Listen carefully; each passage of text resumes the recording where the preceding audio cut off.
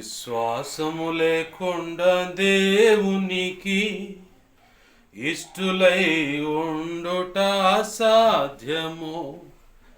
విశ్వాసము లేకుండా దేవునికి ఇష్టులై ఉండుట అసాధ్యము. విశ్వాసము ద్వారా మన పితరులెందరూ రాజ్యాలను జయించినారు. విశ్వాసము ద్వారా మన పితరులెందరూ రాజ్యాల్ని జయించినారు. విశ్వాసము లేకుండా దేవునికి ఇష్టులై ఉండుట అసాధ్యము. ఆమేన్, హల్లెలూయా. మంచిది, పరిశుద్ధ గ్రంథం తెరుద్దామండి. హెబ్రీ పత్రిక 11వ అధ్యాయము. హెబ్రీ పత్రిక 11వ అధ్యాయము 32వ వచనంలో మొదటి మాట. 32వ వచనంలో మొదటి మాట నేను చదువుతున్నాను, గమనించండి. ఇంకనూ ఏమి చెప్పుదును? ప్రార్థన చేసుకుందాం. ప్రేమగల మా కన్న తండ్రి యేసయ్యా, నీకు వందనాలు, కృతజ్ఞతాస్తుతులు మా తండ్రి. మీరు ఇచ్చిన లేఖనాన్ని బట్టి కృతజ్ఞతాస్తుతులు. ఈ వాక్యాన్ని విరవండి.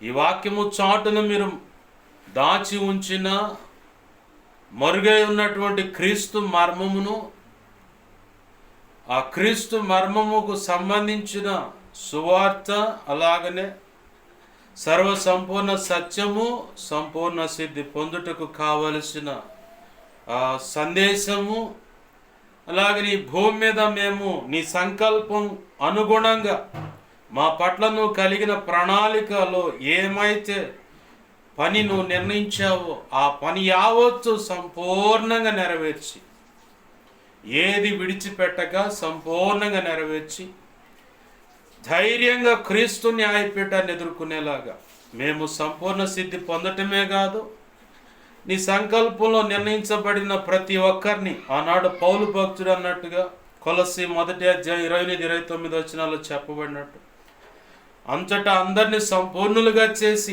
ఆయన ఎదుట నిలవబెట్టాలన్నట్టుగా నీ చిత్తంలో నిర్ణయించబడ్డ ప్రతి ఒక్కరిని సంపూర్ణులుగానే చేసి నీ ఎదుట నిలబెట్టి ఆనాడు నీ చేత బడా మంచి దాసుడా, మంచి దాసురాలని దేవా నీ చేత మెప్పు, ఘనత, మహిమ, బహుమతులు అందుకొని సిగ్గుపడనక్కర్లేని పనివానిగాను, సిగ్గుపడనక్కర్లేని నీ కుమారుడుగా, కుమార్తెగాను నీ ఎదుట కనబడుచు మమ్మలను బట్టి దేవా తండ్రైన దేవుని ఎదుట, ఆయన పరిశుద్ధ దేవదూతల ఎదుట నువ్వు సగర్వంగా తలెత్తుకొని ఇదిగో నా ప్రియ కుమారుడు, ప్రియ కుమార్తెని, బడా మంచి దాసుడా, మంచి దాసురాలని నువ్వు పలుకున్నట్లుగా మా బ్రతుకులు ఉండునట్లుగా నిత్యత్వంలో చేర్చబడి పరలోక ప్రవేశము కలిగి వధువులో నువ్వు నిర్ణయించిన ఉన్నత స్థానంలో మేము నిలచి నీతో కలిసి యుగ యుగాలు నిత్య రాజ్య పరిపాలన చేసి నిన్ను మహిమపరుచుకున్నట్లుగా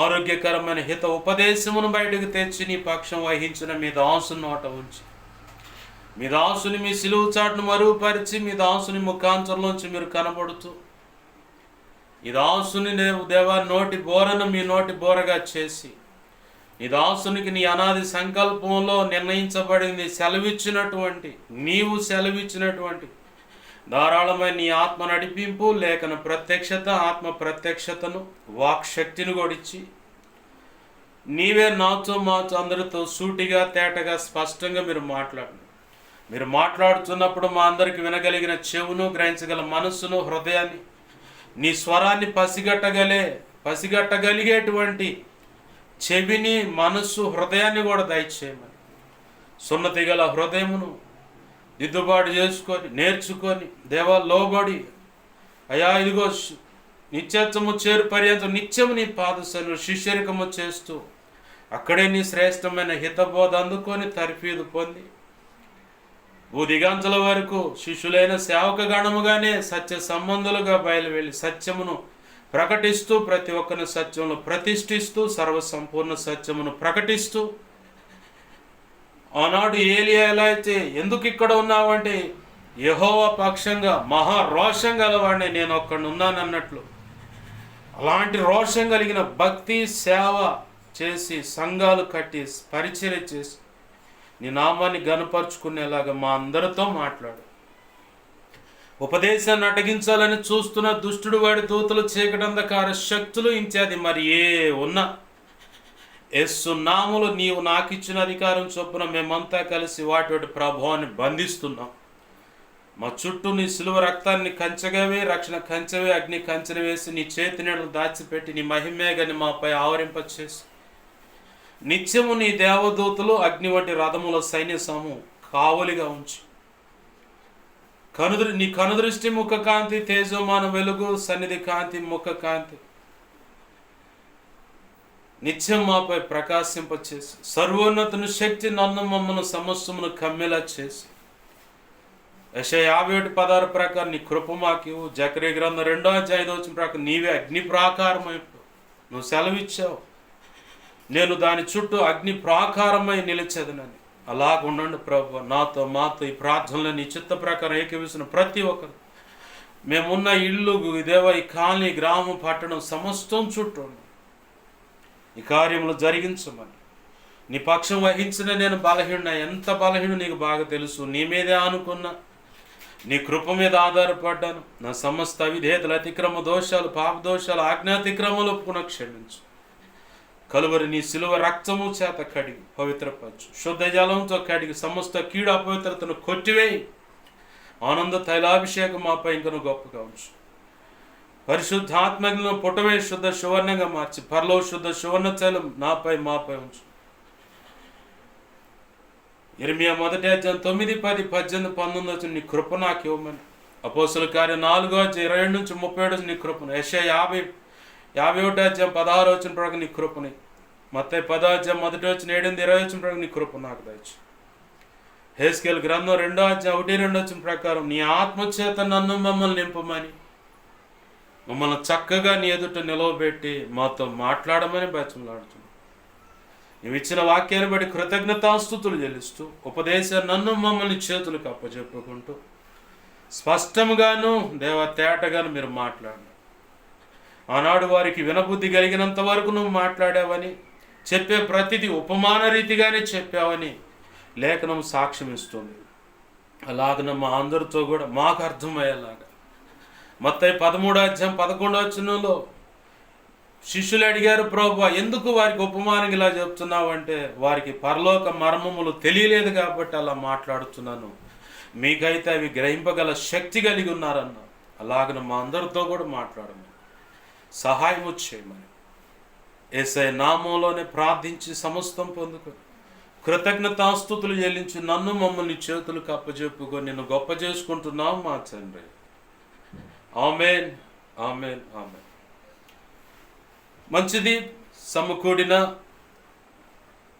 నా ఈ మాటలు వింటున్నా, అలాగే నీ వీడియో ద్వారా ఇప్పుడైనా ఇక తర్వాత అయినా వింటున్నా వినబోతున్నా ప్రతి ఒక్కరికి ప్రభు అయిన యేసుక్రీస్తు వారి పేరిట నా హృదయపూర్వకమైన వందనాలు. అందరికీ వందనాలు.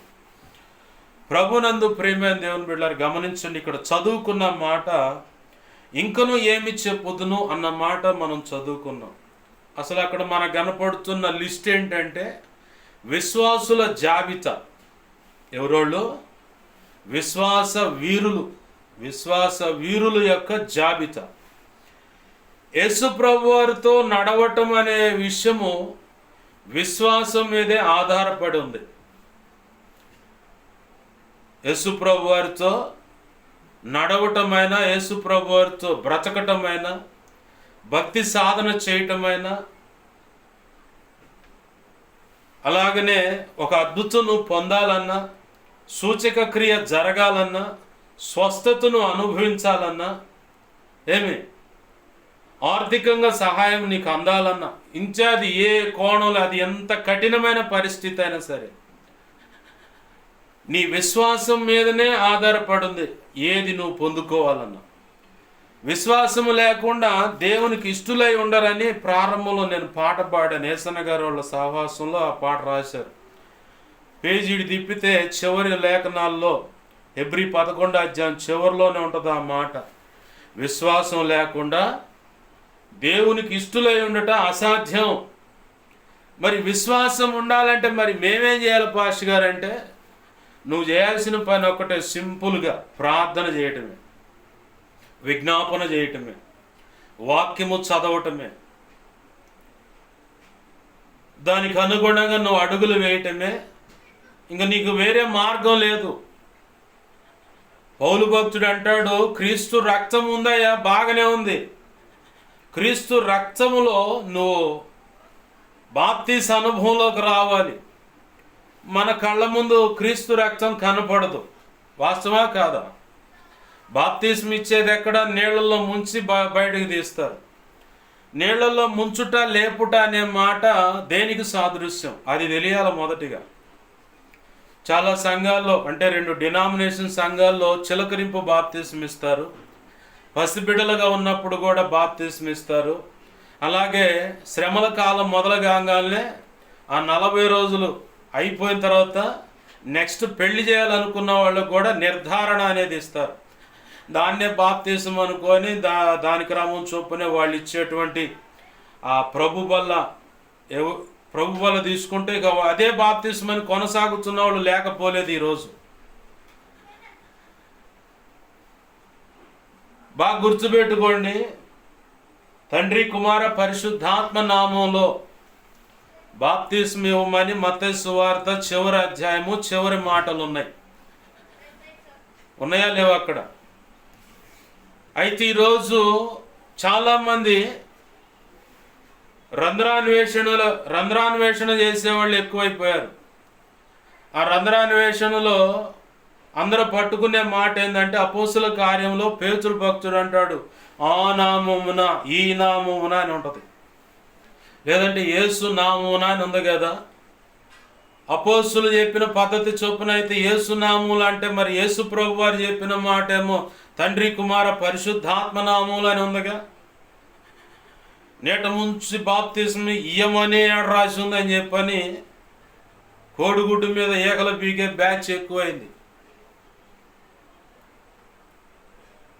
రాసి లేదు కానీ ఏంది, తండ్రి కుమార పరిశుద్ధాత్మ నామములో బాప్తీసం ఇయ్యమని ప్రభు అని యేసుక్రీస్తు వారు చెప్పిన నోటి మాట ఉంది. ఇలాగనే నీట ముంచి బాప్తీసం ఇయ్యమని ఎక్కడ రాసి ఉందని లేదు. కానీ సాదృశ్యంగా యేసు ప్రభు వారే బాప్తీసం ఇచ్చి యోహాను చేతుల మీదుగా యోర్దాను నది ఒడ్డుకు వచ్చి అట్లా నిలబడి చూస్తూ ఉంటే ఇద్దరు మనుషులు అనుకుంటున్నారు, నిదానించి చూసుకుంటా, ఏమయ్యా నీ చేతుల మీద బాప్తీసం పొందాల్సిన వాడిని నేను అనుకుంటున్నాడు బాప్తీసం ఇచ్చి యోహాను. యేసు ప్రభు వారేమో నీతి యావత్తు నిమిత్తం ఇలా జరగవలసింది, ఇది కానీ అని చెప్పని ఆయన బాప్తీసానికి అడుగేస్తున్నాడు. ఆయన అలా వస్తుండగానే ముందుగానే బాప్తీసం ఇచ్చి యోహాను అంటున్నాడు, ఇదిగో లోక పాపములన్నిటిని మోసుకొని పోవు దేవుని గొర్రె పిల్ల, ఇతన్ని వెంబడించండి అంటున్నాడు ఆయన. పరిసయ్యులు సద్దుకాయలు అందరూ వస్తున్నారు వాళ్ళు బాప్తీసం పొందటానికి, యోహాను చేతి మీదకి బాప్తీసం పొందటానికి. యాడ రాసి ఉందంటారు కొంతమంది, రాసి ఉంటే పనికిమాలి సంత, రాసి లేదు. ఆయనే తన బ్రతుకును చూపించాడు. ఆమేన్, హల్లెలూయా. ఆయనే తన బ్రతుకును చూపించాడు. అట్టయితే కొంతమందికి ఆయన బ్రతుకును చూపించాడని చెబుతున్నాం కదా. అట్టయితే కొంతమందికి రోగగ్రస్తులకను వృద్ధులకను ఆయాసంగా ఉన్న పేషెంట్లకి, ఐసీలో ఉన్న వాళ్ళకి వాటర్ బాటిల్తో తీసుకుపోయి ఐసీలో ఉన్నవాడికి చిలకరింపాటు చల్లి వచ్చారు. కొంతమందికి ఏమో ఆ బిందెతో మీద పోతారు. ఇది ఎలా బాప్తిస్మం, అది ఎలా సెట్ అవుతుంది? అది బాప్తిస్మం అని లెక్కలో, నీట ముంచు అనే లెక్కలోకి అది రాదు కదా అని చెప్పి అంటారు. రాదు. కానీ ఈ ఆయాసంతో ఉన్నవాడు, ఐసీలో ఉన్నవాడు, పండు వృద్ధాప్యంలో ఉన్నవాళ్ళు, వీళ్ళు యవన ప్రాయంలోనూ అన్ని బాగున్నప్పుడు రారు బాప్తీసానికి, రా అని పిలుస్తూ ఉంటే, నీ కొరకే కలువరి శిలువలో రక్తము చిందించబడింది, ప్రాణం పెట్టబడింది, సమాధి చేయబడ్డాడు, ఆయన పునరుద్ధారుడై లేచాడు, ఆయన యందు విశ్వాసం ఉంచు, ఇదిగో నీతోనే మాట్లాడుతున్నాను, ఇకనైనా మంచి రోజులు ఉండగానే నీ ఒంటిలో శక్తి ఉండగానే, దేవుడు నిన్ను పిలుస్తుండగానే బాప్తీసు అనుభవంలోకి రా అంటే, ఆహా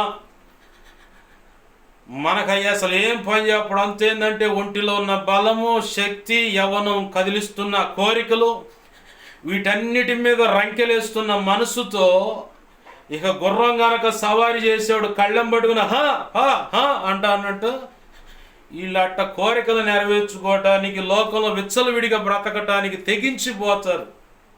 అప్పుడు ఈ ప్రశ్నలు పుట్టవు. ఎరా బాగున్నప్పుడే, అమ్మాయి బాగున్నప్పుడే మిడియాలంగా బతకపోతే ప్రభు పిలిచినప్పుడు బాప్తిస్మానికి రావచ్చుగా అని అప్పుడు మాట్లాడరు. ఇలాగా ఐసీలో ఉన్నవాడు, ఆయాసంతో ఉన్నవాడు, పండు వృద్ధాప్యంలో ఉన్నవాళ్ళు ఆ బిందెతో పోసినప్పుడు లేదా చిలకరింపించినప్పుడు ఇది కరెక్టా అంటారు. మళ్ళీ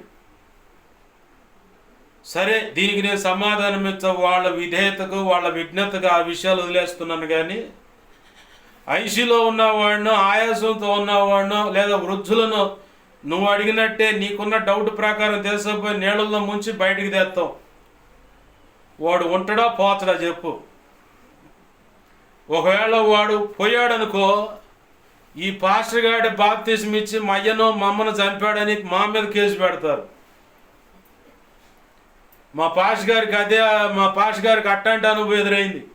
మా ఆత్మీయ తండ్రికి గుంటూరు ఐసీలో ఉన్నాడు పేషెంట్, పోనీట్లా వాటర్ బాటిల్ కూడా పట్టుకుండా ఆయన రెడీగా అవకాశం ఇచ్చారు అని. పోతనేసరికి ఆ డోర్ కాడ నిలబడి, ప్రభువా నీ చిత్తమైతే పరలోకంలో ఇతనికి స్థానం కల్పించు, నాకైతే అవకాశం ఇవ్వట్లేదు, నీళ్ళన్నా చల్లి బాప్తీసం ఇద్దామంటే చివరి గడియల్లో ఉన్న పేషెంట్ అప్పుడు గుర్తొచ్చింది బాప్తీసం. ఒకడికి అట్నే గుర్తొస్తుంది.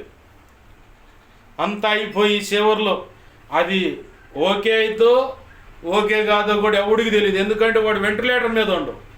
మారు మనసు ఎవడికి? ఏమండి, మారు మనసు ఎవడికండి? బాప్తీసం తీసుకునేవాడికా, కుటుంబ సభ్యులకా?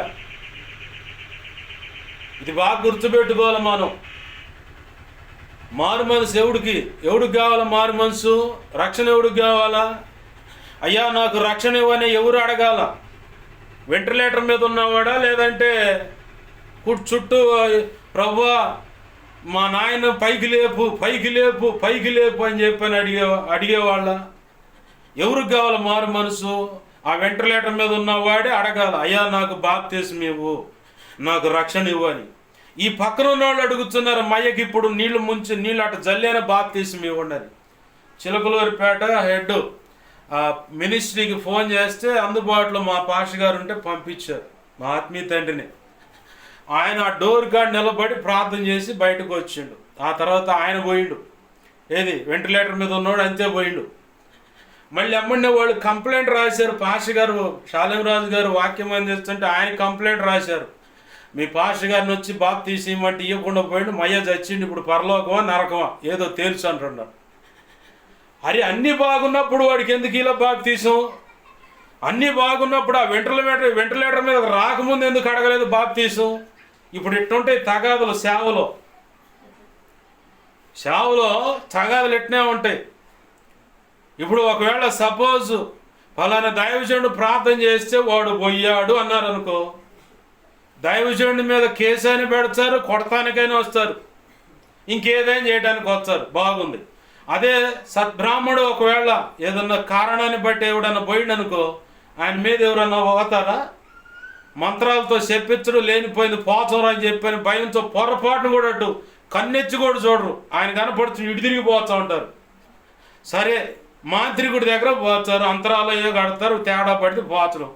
ఈడు 30 ఏళ్ళు 50 ఏళ్ళు లక్ష గుంజాడు, మాకేది చేయలేదని వాడి మీద ఏమన్నా పళ్ళు కొరుకుతావా? పోలీసులకు కేసు పెడతావా? కొడతా తాడ తీస్తా అది ఇది అంటవా? వాడు లేనిపోయిన తిరిగేదని చేస్తే ఇంటిల్లో 10 వల్ల కాడైపోయారు. ఆ భయంతో ఉంటారు. ఇదే సేవకుడి దగ్గరను మిగతా ఇద్దరి దగ్గర ఎవడు ఎగస్ట్రాలు చేయరు. సేవకుడి దగ్గర మాత్రం అన్ని కుప్పిగంతులు వేస్తారు. ఎందుకంటే ఇతను ఏం చేయలేడు, అల్పుడు, ప్రభువా నువ్వు చూసుకో అంటూ ఉంటాడని. లోకంలో అన్నట్టు సామెత పచ్చిగా చెబుతున్నా, ముడ్డికదేదో చెయ్యి లోకు అని, మా అమ్మకు మా నాయన లోకు అని, మా నాయనకు మా అమ్మే లోకు అని. సేవకుడు అంటే ప్రతి ఒక్కడికి లోకువే. మాంత్రికుడి మీద ఈ పూజలు కానీ బలులు కానీ మొక్కుబళ్ళు కానీ వాడి అమ్మనే మొదలు పెడతారు. వరుస పెట్టి ఒక్కో టికెట్ ఎగిరిపోతూ ఉంటుంది అన్నమాట. బ్రాహ్మణుడి దగ్గర ఎగస్టాల్ చేయి శపిస్తాడనే భయం ఉంది. వాస్తవం ఇది. ఒక సేవకుడి దగ్గర పచ్చొక్కడు కుప్పు గంతులు వేస్తారు. అరే అన్నీ బాగున్నప్పుడు బాప్తిసం పొందకుండా విశ్వాసమును బట్టి నువ్వు విశ్వసించావా, ఖచ్చితంగా దేవుడు కార్యం చేస్తాడు. నీట ముంచు బాప్తిసం అనేది ఇవ్వాలి లెక్క. ఈ ఐసీయూలో వెంటిలేటర్ మీద ఉన్న వాళ్ళకి, నెమ్ము ఆయాసం పండు వృద్ధాప్యంలో ఉన్న వాళ్ళకి బిందెతో బాప్తిసం ఇచ్చే వాళ్ళకి క్లారిటీ అన్నింది అనుకుంటాను నేను. ఏంది వాడు ఎవడైనా ఆడకూతురైనా మగవాడైనా అట్నే జారిపోతే సేవకుడి మీద పడతారు, వాడే చేసింది అంతా అని. మరి నువ్వు చేసింది ఏంది? నీ సంత అంతా తీసుకొచ్చి ఆడబెట్టి ఆ సంతలో వ్యవహారం అంతా గలిబిలిగా ఉంటుంది. అందుకే సంత అంటుంది. నీ గలిబిలి అంతా తీసుకొచ్చి ఆడబెట్టి బాగున్నప్పుడు బాప్తిసం పొందకుండా దైవజనుడు కృపా మినిస్టర్ మాథ్యూస్ గారు అంటా ఉండు, కాలు ఇరిగిందంట ఒక పెద్ద ఆయన, మంచంలో ఉండు. ఆయన అంటుండంట, పాస్టర్ గారు యేసయ్య నన్ను లేపుకొని, ఏది ఆరోగ్యం ఇచ్చి నన్ను లేపుకొని నడిచేలాగా చేసి నన్ను సేవలో వాడుకోమని ప్రార్థన చేయి అంటున్నాడు. అవునా? అరే నిన్ను లేపటం దండగా. ఆయన మాటలు చెప్తుంది. ఇన్నాక కూడా అవుతున్నా, అరే నిన్ను లేపటం దండగా, నీ వెనకాల మళ్ళీ ఒక ఇద్దరు బ్యాచ్ ఉండాల, మళ్ళీ సేవ అంట. అది అంత ఖర్చు దండగ. కానీ ప్రభువా నీ చిత్తమైతే నీ తీసుకొని చెప్పని ప్రార్థన చేసి వచ్చినాడు. అట్నే పోయినాడు. అంత బాగున్నప్పుడు చేయకుండా వ్యవహారం అంతా ఇంకెప్పుడో చేస్తాను. మాథ్యూస్ గారు వాళ్ళ అమ్మగారు, వాళ్ళది గుడివాడ ప్రాంతం, వాళ్ళ సొంతూరు. ఆ ప్రాంతంలో తాటి చెట్లు ఎక్కువ వేస్తారు. పొలంలో తాటితోపు అంటారు, గనాలు తెగిపోకుండా కావాలని తాటి చెట్లు గనాల మీద చుట్టూ ఇంత 10 ఎకరాలంటే అంత మొత్తం మీద తాటి చెట్లు కానీ కొబ్బరి బొండాలు చెట్లు కానీ వేస్తారు. కొబ్బరి చెట్లు ఏంది. అయితే వాళ్ళ పొలం కాడకు పోయి వాళ్ళ అమ్మ పండు తాటికాయ బాగా మాగిపోయింది, కిందకి రాలుద్ది. పల్లెటూరులం కాబట్టి బాగా తెచ్చుకొని వాటిని కాల్చుకొని తింటూ ఉంటాం మేము. వీళ్ళు నలుగురు అన్న క్షమించిన ముగ్గురు అన్నదమ్ములు. ఈ ముగ్గురు అన్నదమ్ములకి ఏం చేసిందంటే ఆ తల్లి కాయ బాగా కాల్చి కట్ల పొయ్యి మీద కాలుస్తారు. కాల్చిన తర్వాతనే తాటి చాప అనేది పిల్లలు స్కూల్ కాడ తింటూ ఉంటారుగా, కాల్చి దాంట్లోంచి ఆ జిగటంతా బయటికి తీసి చాప మీద పరిసి ఎండబెడితేనే అది తాటి చాప.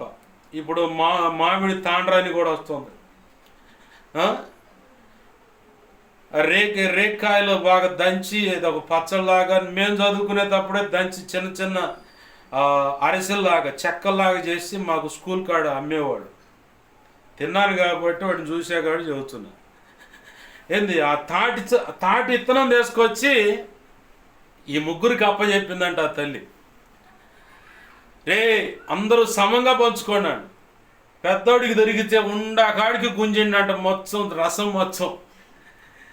మామూలుగా ఉండదు. అది కాల్చిన తాటెత్తనం గట్టిగా పీసులు గందరగోళం కూడదనమాట. అట్లా బట్టిస్తూ ఉంటే మిగతా ఇద్దరు అన్నారు, అమ్మాయి అన్న చూడే మొత్తం లాగేస్తున్నా, రెండో వాడికి రా అని చెప్పాను. రెండో వాడు బిర్రుగున్నా కాడికి ఆయన ఆల్రెడీ సగం లాగిండు. రెండో ఆయన ఉన్న సగం మొత్తం లాగుతుండు. లాగే సమయంలో అమ్మాయి వీడు పెద్దన్న రెండన్న ఇద్దరు కలిసి నన్ను మోసం చేస్తున్నారే, వీళ్ళు ఇయ్యట్లేదంటే చిన్నోడికి రా.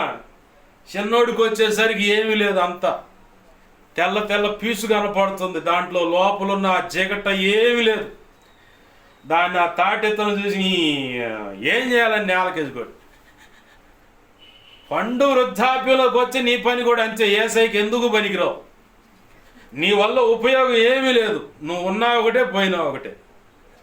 కాబట్టి యవ్వన ప్రాయంలో విలాపవాక్యం 3:27-28 అక్కడ కనపడుతుంది. యవ్వన కాలం మందు నరుడు నా కాడి మోయుట మేలు, అది యెహోవా వలన స్థిరపరచబడింది నా మాట రాస్తుంది. ఏంది యవ్వన కాలం అందే నీకు అన్ని అవయవ పోషణ అంతా, ఆ సౌష్టం అంతా, బలము అంతా ఉండగానే బాప్తీస అనుభవంలోకి వస్తే దేవునికి ఉపయోగపడతావు, ఏదైనా చేయగలుగుతావు. అది అంతా అయిపోయిన తర్వాత కీళ్ళు నొప్పులు, కాళ్ళు నొప్పులు, ఒళ్ళు నొప్పులు అని, ఆ రోగం, ఆ బీపీ, ఈ బీపీ అని, కింద షుగర్ పైన షుగర్ అంటే లో షుగరు, హై షుగర్ అని, రకరకాల రోగాలని పెట్టుకొని ప్రభు అని ముక్కుతో మూలుగుతుంటే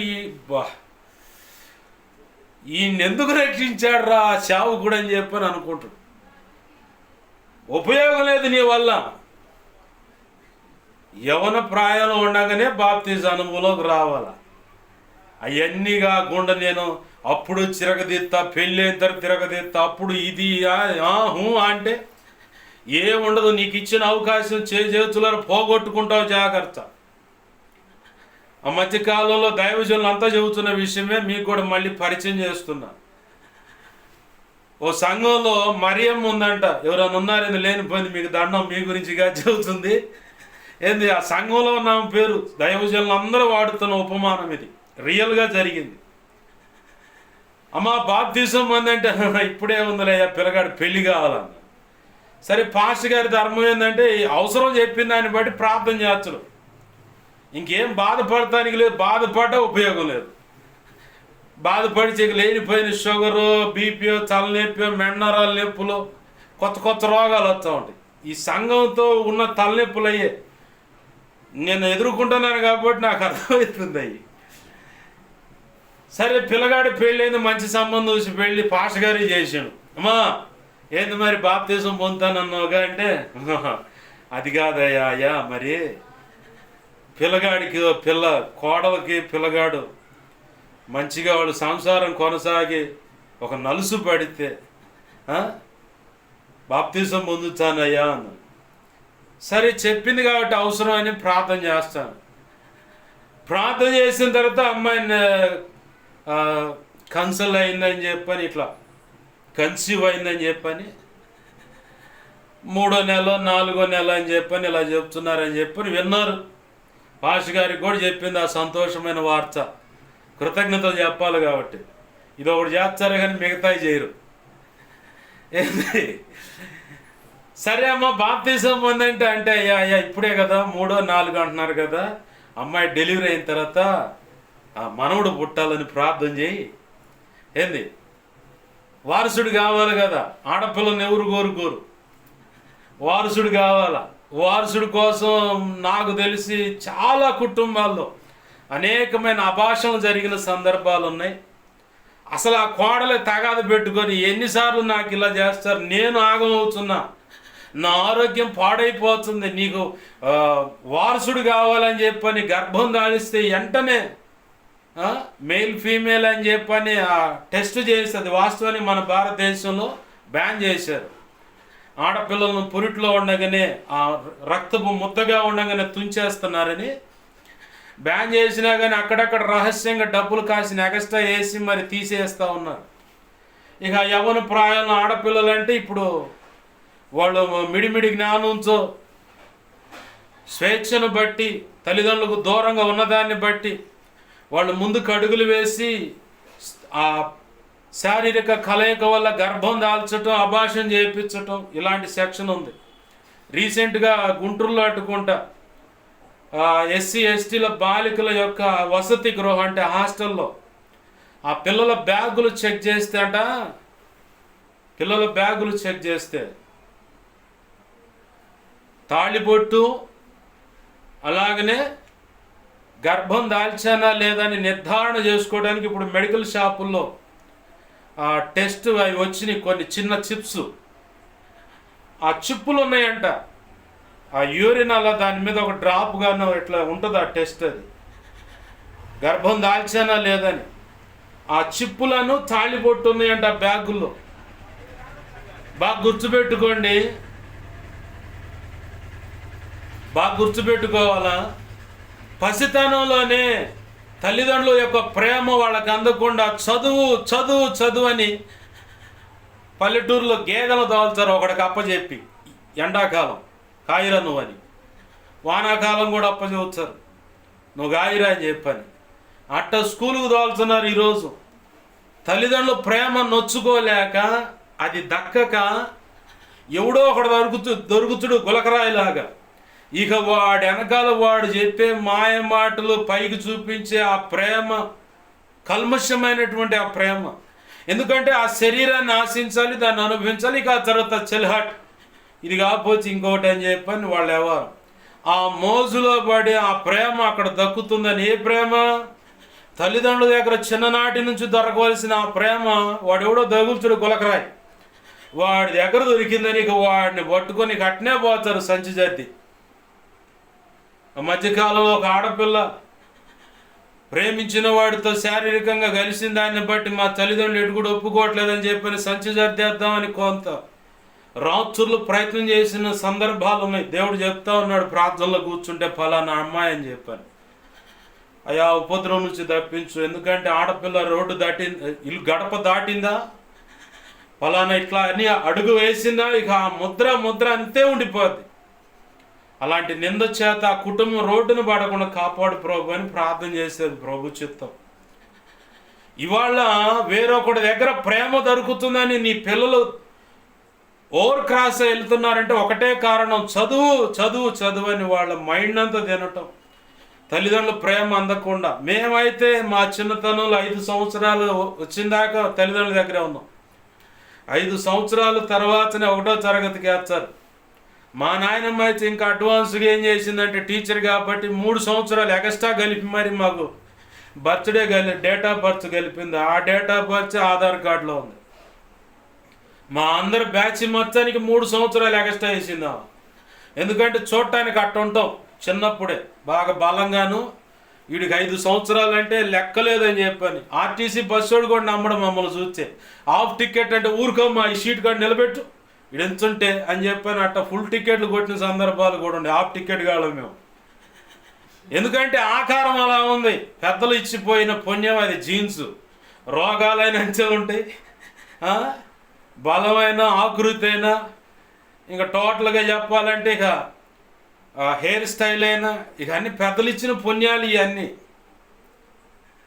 మాకైతే ముందుగానే అడ్వాన్స్ కానీ 3 సంవత్సరాలు అందరికి ఎక్స్ట్రా వేసి నా విషయంలో నా తోడబుట్టిన వాళ్ళకి కానీ మా మేనత్తల పిల్లలకు కానీ అందరికి ఆమె 3 సంవత్సరాలు అందరూ ఒకే రకంగా ఉంటాం బ్యాచ్ మొత్తం. ఎందుకు ఈ మాటలు అంటే 5 సంవత్సరాల వరకు తల్లిదండ్రుల యొక్క ప్రేమను వారు అనుభవించడానికి. చదువు అంటే యాడికి పోతుంది, చివరికి చదువుతారు. వీళ్ళు కూడా ఒక సైకిల్ లాగా తయారై వాళ్ళ పిల్లలు కూడా అట్నే ఈడుస్తారు, రుద్దుతారు. ఇంకా తల్లిదండ్రుల ప్రేమ ఎక్కడ? వీళ్ళు చేసిన పొరపాటు కనపడదు కానీ వాళ్ళ కన్నబిడ్డలు చేసిన పొరపాటు విషయంలో అబ్బబ్బబ్బ ఏమి అస్సలు ఎంత గుంజుకుంటారో. ఈ పని చేస్తావో నువ్వు అని చెప్పని ఎంత రోషం తెచ్చుకుంటారు. మరి ఆ పనికి మాలిన పని నువ్వు ముందు చేసావుగా. ప్రేమ అనే మోజులో ఫలానా అమ్మాయి నచ్చిందని చెప్పని వెళ్ళిపోయి పెళ్లి చేసుకొని అత్తారింటికాడ తెస్తేసుకొని బ్రతుకుతున్నావుగా. లేదంటే ఆ అమ్మాయిని తీసుకొని పోయి ఇంకో చోట కూర్చొని కాపురం చేస్తున్నావుగా. నీ కడుపును పుట్టిన పెట్టి అదే పని చేస్తున్నారని చెప్పంటే తెలీదా? నా రక్తంలో ఉన్న లక్షణాలు నా బిడల విషయంలో కూడా కనపడతాయి, అయ్యే క్రియా రూపకం దాల్చి కార్యముగా కనపడతాయి అన్న సంగతి. మనం చేస్తేనేమో రాజనీతి, కడుపును పుట్టిన బిడలు కానీ ఇంకెవడైనా చేస్తేనేమో వ్యభిచారం, దౌర్భాగ్యమైన పని. ఎక్కడ్రా అయ్యా నీతి ఉంది?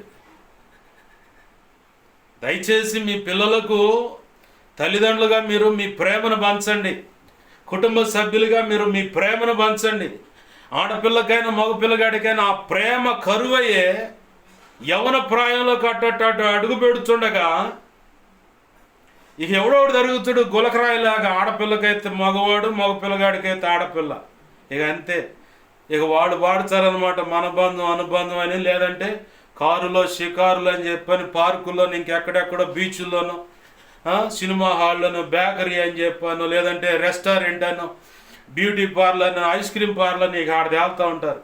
లేదంటే రోడ్ల వెంబడి చట్టా పట్ట వేసుకొని చేయి కలిపి చేతిలో చేసి చెప్పు బావా అని చెప్పి అన్నట్టుగా ఇక ఆ పాటలు పాడుకుంటూ తిరుగుతూ ఉంటారు. ఇప్పుడు మరీ దరిద్రంగా వచ్చినాయి ఆ పాటలు, సినిమా పాటలు. ఇక వాళ్ళ విచ్చలు విడి వాళ్ళ వ్యవహారం, ఇంకా అది పరిస్థితి. దయచేసి మీ పిల్లలకు మీ ప్రేమను పంచండి. అప్పుడు మాత్రమే వారు సరైన రీతిగా బ్రతకగలుగుతారు. సబ్జెక్ట్లోకి వద్దామండి. యవన ప్రాయంలో ఇప్పుడు ఆ హాస్టల్లో ఉన్న పిల్లల పరిస్థితి ఏంది చూడండి, ఎంత దారి తప్పుతుందో అంత. ప్రభునందు ప్రియమైన దేవుని బిడ్డలారా గమనించండి, యవన ప్రాయంలో ఉన్నప్పుడే నువ్వు రక్షణకు రావాలి. యవన ప్రాయంలో ఉన్నప్పుడే ప్రభువుకు ఉపయోగపడగలుగుతావు.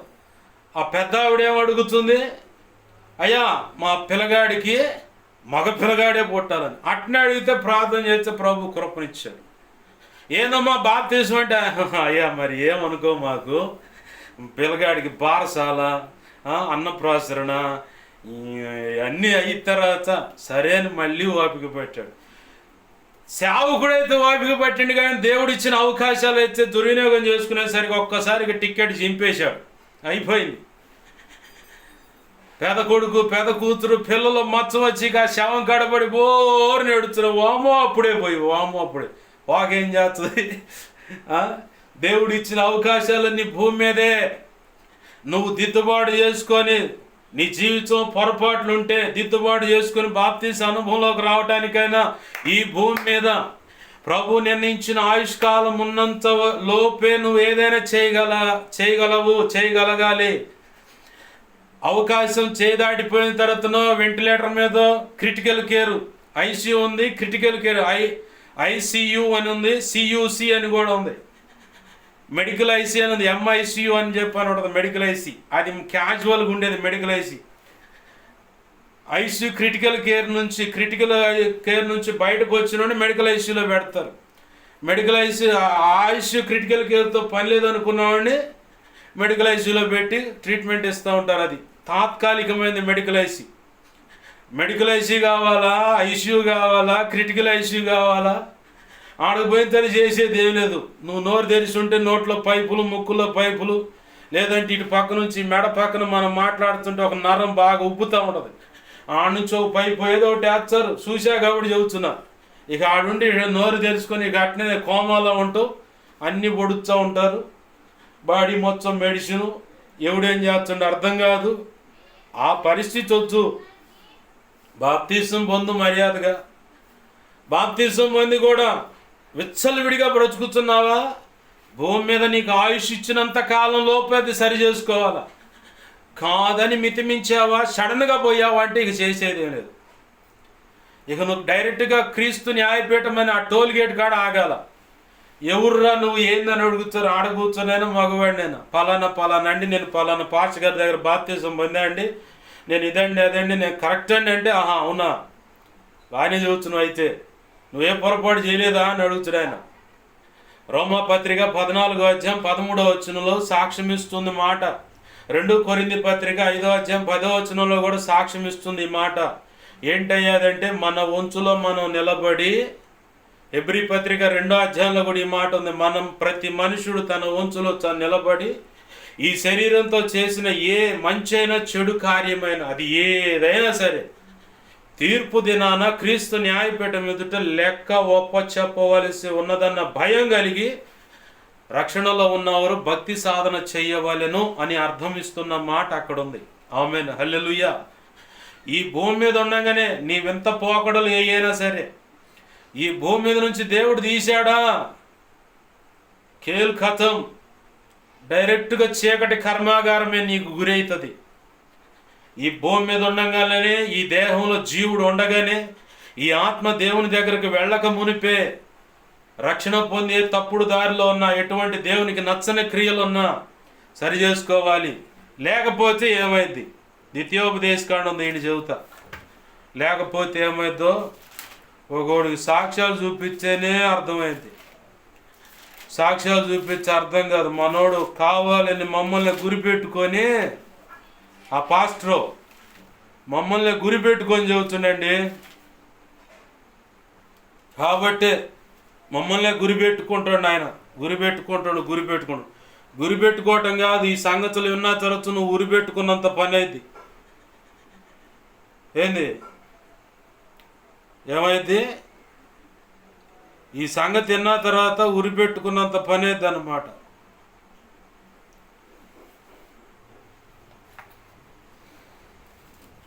దేవునికి మహిమ కలుగును గాక. హల్లెలూయా, హల్లెలూయా, హల్లెలూయా.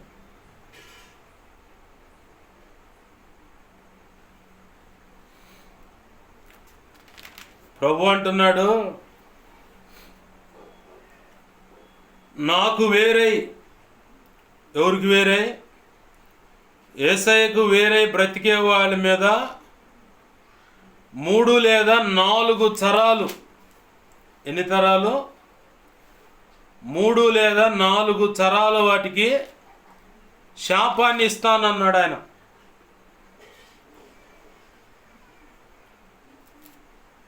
మూడు లేదా 4 తరాలకు శాపాన్ని పంచుతాను. అదే నా మాట విన్న వారి మీద, ఎవరైతే నా మాట వింటారో ఆ మాట వినే వాళ్ళ విషయంలో ఆయన అంటున్నాడు,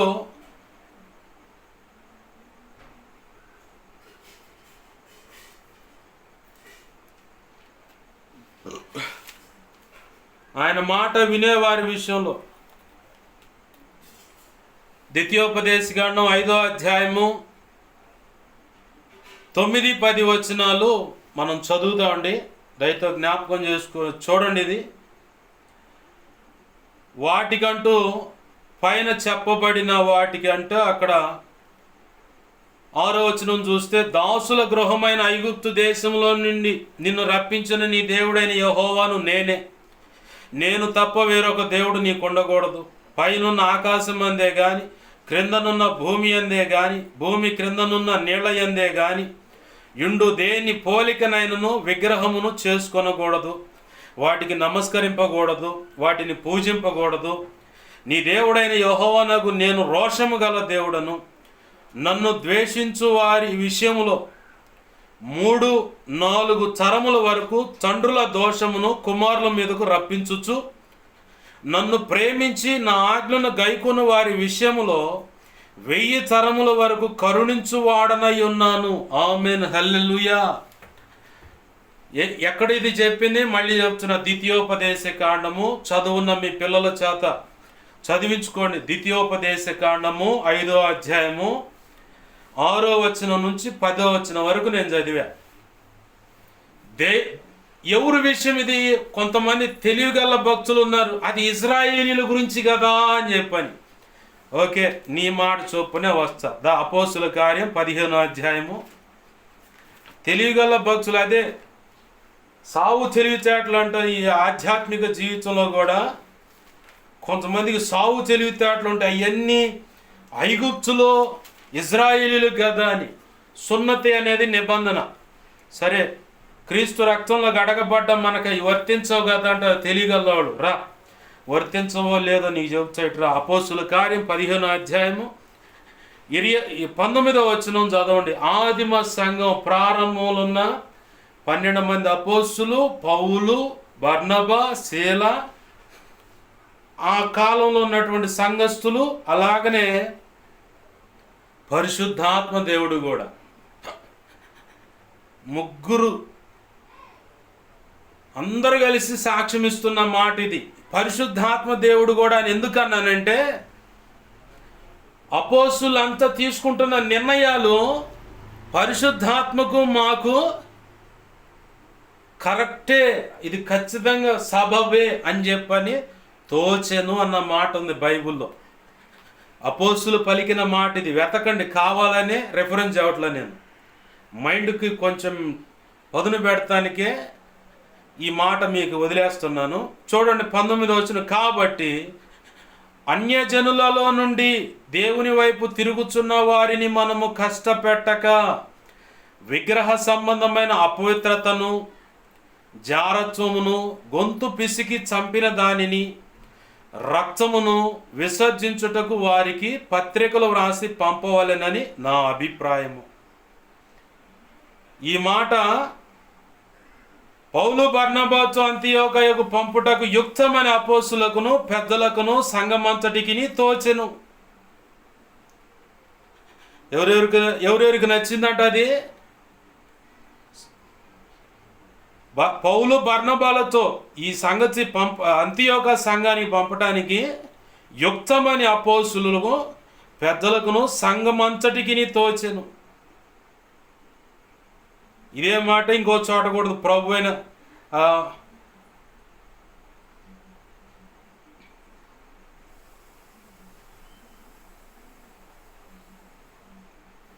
మళ్ళీ 28వ వచనంలో కూడా చూడండి, ఇక్కడ ఉంటుంది, విగ్రహములకు అర్పించిన వాటిని, రక్తమును, గొంతు పిసికి చంపిన దానిని, జారత్వమును విసర్జింపవలెనని, ఈ అవశ్యమైన వాటికంటే ఎక్కువ ఏ భారమును మీ మీద మోపకూడదని పరిశుద్ధాత్మకును మాకును తోచెను. వీటికి దూరంగా ఉండుటకు జాగ్రత్త పడితిరా, అది మీకు మేలు, మీకు క్షేమము కలుగును గాక. ఆమేన్, హల్లెలూయా. కనపడదా మాట? పరిశుద్ధాత్మకును మొదటిగా అపోస్తులు, సంఘ పెద్దలు, సంఘమంతటికి, అలాగే పరిశుద్ధాత్మకి, అంటే నలుగురు సాక్ష్యం ఇస్తున్న మాట ఇది. వాళ్ళతో పాటు కలిసి నేను కూడా ఇస్తున్న సాక్ష్యం. ఇప్పుడు చెప్పు, అర్పించినది, విగ్రహ అర్పితము అన్యజనులు అంటే ఎవరండి అనే ప్రశ్న ఉంటుంది ఇక్కడ. యూదులు 12 మంది గోత్రాలు 12 సంతానములో నుంచి బయటకు వచ్చిన వారందరూ యూదులే. ఎవరు? 12 మంది. 12 మంది ఎవరు? చివరిలో 2 కనపడతారు, ఎఫ్రాయిము, మనష్షే. ఎఫ్రాయిము సంతానం, మనష్షే సంతానము చెదిరిపోయి ఉన్నారు. కొంతమంది ఇక్కడ బాపట్ల దగ్గర చేబ్రోలు, అక్కడ ఎఫ్రాయిము సంతానికి సంబంధించినటువంటి యూదులు ఉన్నారు. వాళ్ళకు శనగో అంటే విశ్రాంతి మందిరం, విశ్రాంతి ఏమంటారు దాన్ని, యెరూషలేం పట్టణానికి సంవత్సరంలో ఇన్ని రోజులు ఇన్నిసార్లు రావాలని రాసింది బైబిల్లో. అలాగ వెళ్లకుండా అక్కడక్కడ చెదిరిపోయిన వాళ్ళకి సమాజ మందిరాలు కట్టుకుంటారు. అలాంటిది సెనగోగ్ అంటారు. అలాంటిది చేబ్రోలు దగ్గర ఉంది. మనష్షే గోత్రికులు వాళ్ళు, ఎఫ్రాయిము మనష్షే గోత్రికులు అన్నమాట. హెబ్రీ భాషలోనే వాళ్ళు తోఫా ఏదో అంటారు దాన్ని, 5 పంచకాండాలను చదువుతారు వాళ్ళు. విశ్రాంతి దినాన్ని ఆచరిస్తారు, సబ్బాత్ ఆచరిస్తారు. అయితే ఆ 12 మంది సంతానము ఎవరైతే ఉన్నారో వాళ్ళు మాత్రమే యూదులు. ఇక మిగతా వాళ్ళందరూ అన్యులే. అన్యులంటే వేరైన ప్రజలని అర్థం. ఇప్పుడు సద్బ్రాహ్మణులు ఎవరైనా తిట్టేదానికి అప్రాచ్యుడా అంటారు, అంటే పరాయి దేశస్థుడా అని అర్థం. ఇది నీకు ఏడ దొరికిందంటే వేద గ్రంథాలు ఉన్నాయిగా, అవి చదువుతున్నప్పుడు దాశరథి రంగాచార్యుల వారు అప్రాచ్యుడా అనే మాటకి పుస్తకం రాసేటప్పుడు మొదటిగా విషయ సూచిక అని ఉంటుంది. ఏ కారణాన్ని బట్టి ఎలా రాస్తున్నాడు ఆ పుస్తకం అన్నది అక్కడ ముందు కోట్ చేయాలి. ఆ కోట్ చేసే దాంట్లో నేను చదివితే నాకు దొరికిన మాట అప్రాచ్యుడా అంటే పరాయి దేశస్థుడా అని అర్థం. పరాయి మతస్థుడని కాదు, పరాయి దేశస్థుడని. అన్యుడు అన్న మాటకు కూడా వేరైన ప్రజలు అని అర్థం. అదే అంటరాని మాట కాదు. మన వాళ్ళు ఇప్పుడు విగ్రహారాధన చేసేవాళ్ళు అనేవాళ్ళు ఏంటంటే ఆ యేసు ప్రభు ఆ మాలా మాదిగోళ్ళకు సంబంధించినోడే, మనకు కాదంటారు. మంచోడా, మంచిదానా, మీరు కూడా అన్యులే మాతో పాటు, ఆ దేవుడు ఈ దేవుడు అని లేదు. ఒక్క 12 మంది సంతానానికి సున్నతని నిబంధన క్రమం ఉంది. అయితే రక్షణ బాప్తిసం పొందిన వాళ్ళు కూడా విగ్రహార్పితం ఇందాక చెప్పా, ఆయనకు అనుగుణ ద్వేషించే వాళ్ళ మీద. ద్వేషం అంటే ఇంకో మాట కూడా చూపిస్తా. హెబ్రీ పత్రిక 6వ అధ్యాయము 4-5 వచనాలు గమనిస్తే, ఒకడు బుద్ధిపూర్వకంగా, అక్కడ రాసున్న మాట చదవండి, చూడండి. ఒకసారి వెలిగింపబడి పరలోక సంబంధమైన వరమును రుచి చూసి పరిశుద్ధాత్మలో పాలివారే దేవుని దివ్య వాక్యము రాబో యుగ సంబంధమైన శక్తుల ప్రభావం అనుభవించిన తరువాత తప్పిపోయిన వారు తమ విషయములో దేవుని కుమారుని మరలా సిలువ వేయచ్చు బాహాటముగా ఆయనను అవమానపరుచుచున్నారు గనుక మారు మనసు పొందునట్లు అట్టివారిని మరలా నూతన పరుచుట అసాధ్యం. ఎవరిళ్ళు?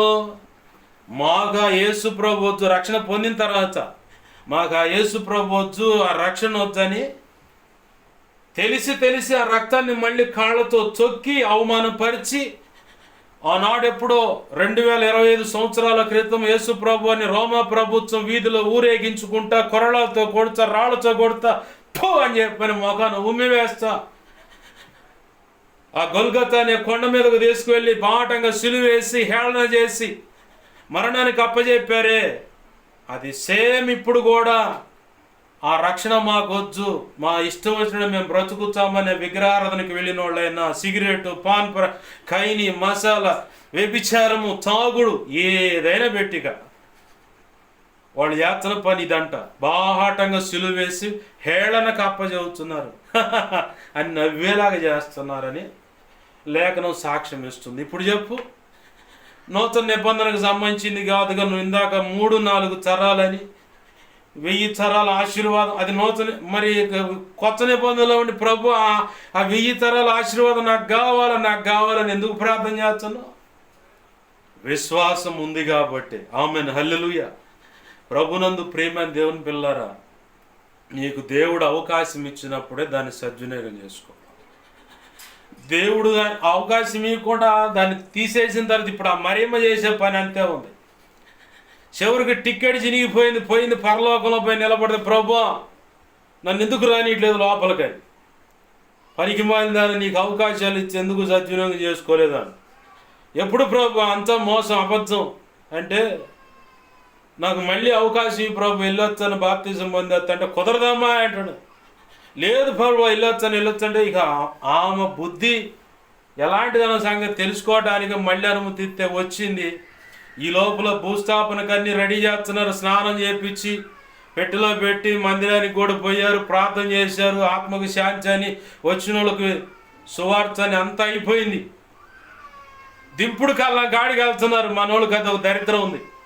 మొన్న గరుపాలెం వచ్చే 3 దింపుడు కల్లాలంట. ఓ అమ్మో అనుకున్నా, మాకు ఇక్కడ ఒకటికే అల్లాడుతుంటే 3 దింపుడు కల్లాలు. స్నేహితులంతా వచ్చి సొక్కల్లోకి ఎక్కినోడు సక్కనోడని డీజే పెట్టారు. పాస్టర్ గారు ఏందిరా మనకి దరిద్రం అంటాడు. ఇంకో పాట, అయ్యో అప్పుడే పోయివా అంటాడు ఒకడు. ఇంకో పాట, పోయినోడు ఇక్కడ రాడికి మేసం ఉన్న నేస్తం అని చెప్పని ఈ పాటలే, ఈ 3 పాటలే. అయ్యో కొడుకా పోయివా, కూడి పెట్టాం ఈ చేత్తోనే, అన్నం పెట్టాం ఈ చేత్తోనే, ముద్దు పెట్టాం, ఈ అన్నీ చెప్పుకుంటూ అది ఒక పాట వచ్చింది, ఇప్పుడు యూట్యూబ్లో వైరల్ అవుతుంది. ఆ పాట మేసం ఉన్న నేస్తం అని చెప్పని సొక్కలోకి ఎక్కినోడు సక్కనోడు అని. అరే ఎవడన్నా ప్రారంభంలో ఒక్క పాట పెట్టారండి. పిడి సుందరరావు గారు వాళ్ళది ఒక పాట ఉంది. ఏం పాట అది? పిడి సుందరరావు గారు వాళ్ళది ఒక పాట ఉంది. మరణం గురి అంటే చనిపోయినప్పుడే శ్మశానానికి కులము మతము ఏం తేడా లేదు రబ్బాయి, పోత అట్నే అని చెప్పని దానికి అన్ని సమానమైన పాట రాసి ఉంది. చరణంలో రాసి ఉంటుంది ఆ మాట. శ్మశానానికి కులము మతం భేదం అనేది అందరిని అట్లా తీసుకుంటుందని. అదో పాటను, పరదేశులము ప్రియులారా మన, లేటెస్ట్ అనమాట, లేటెస్ట్ వెర్షన్లో ప్యాడ్ ఎన్వాయిస్ట్ ఫీమేల్ సింగర్తో పాట వస్తే అది పెట్టారు. ఈ 2 పాటలే పెట్టారు. ఇక తర్వాత వాళ్ళ రచ్చ చూడాలా. కొన్ని అవ్వాయి సువ్వాయిలు ఇళ్లలోకి పోయినాయి. పాస్టర్ గారిని మన మీద గోల్చారేమంటాడు. ఈ పాస్టర్ గారు వీళ్ళు పూలు చల్లుతారు, మనం ముందు పోదాం గులాం చల్లుతారని. పోతే ఒక్కడన్నా ఒక రాగానే వచ్చండా. ఆ పిల్లనిచ్చిన మావేమో ఏందబ్బా ఈ సంగతి అంటే, వాడు ఒకడు ఉండండి మీడియాలో జంపు, వాడు అస్సలు వినడు. మనలో కూడా ఒకడు భూస్థాపన పోతుంటే, రే దింపుడు కళ్ళం, రే చిన్న కొడుకు ఏడరా, చిన్న కొడుకు ఏడ. అమ్మాయి అయితే చిన్న కొడుకు, పెద్దోడైతే పెద్దోడైతే తండ్రి కాడ, రే మీ అయ్యని పిలువు అంటారు. నా చేత కూడా పిలిపించారు. మా తాత విషయంలో కానీ మా నాన్న విషయంలో కానీ. ఇక మా నాయనమ్మ కాడికి వచ్చేసరికి అప్పుడు బాప్తీసంలోకి వచ్చాక నోరు మూసుకొని పదండి అన్న. దింపుడు కాలం లేదు, వాగులో కాలం లేదు, మొత్తం ఎప్పుడు అయిపోయింది పాడి అన్న. 3 దింపుడు కాలాలంట. ఈ మరియమ్మ అనే విషయంలో కూడా దింపుడు కాలం కాడ రాగాలరే ఇష్టమైన కొడుకు ఎవడు రాండి రాగాలి వచ్చిండు బరాబర. మా అమ్మ అంటే ప్రాణం, నా కోసం ఎంత ప్రార్థన చేసిందని చెప్పని మోతీగల అమ్మా అనగాలి లేచిందంట. ఇప్పుడు ఎవరైనా లెగిచ్చ ఉంటాడా? ఎటోడాడు ఫరార్ బాగానే ఉంది. కానీ పాస్టర్ గారు విశ్వాసం ఏమని చెబుతుందని మొదలుపెట్టి ఇటు వచ్చింది అనుకున్నారా? ఎటు బాగా సబ్జెక్ట్లోనే ఉన్నాం. కొంచెం అర్థం కావాలని చెప్పనే ఈ మాటలు దేవుడు అందిస్తూ ఉన్నాడు. ఆని పైకి లేగాలి, కొడుకు దారి కొడుకు, కూతురు దారి కూతురు, ఇటు ఏమో మెట్టినింటోళ్ళు పుట్టినింటోళ్ళు ఎటోళ్ళు దారి ఫరార్. ఏమో దృష్టాంత భాషగా ఉంది. దేవునికి మహిమ కలుగును గాక. హల్లెలూయా. మనం నవ్వుకుంటున్నాం కానీ చేయి జారిపోయిన తర్వాత, పరిస్థితులన్నీ తేడా పడ్డ తర్వాత భయంకరమైన వేదన. ఆ తల్లి పరిగెడుతుంది, పాస్టర్ గారు ఆగని. నేను మరియమ్మ అంటే కాదు నువ్వు మారెమ్మ అంటాడు. ఏమన్నా మారెమ్మ అంటే దెయ్యం, నేను మరియమ్మనండి అంటది. కాదు నువ్వు మారెమ్మ దెయ్యం అంటాడు ఆయన. ఇది కాదని మందిరంలో పోతే నువ్వు వదిలిపెట్టుద్ది అని చెప్పని ఆడపోతే కిటికీ తెస్తుంది. పాస్టర్ గారు టైం బాగోక కిటికీ గారు నిలబడి పాస్టర్ గారు నా బాప్తిస్మీ అంటుంది. ఏంది ఇచ్చే దెయ్యానికి కూడా బాప్తిస్మీ.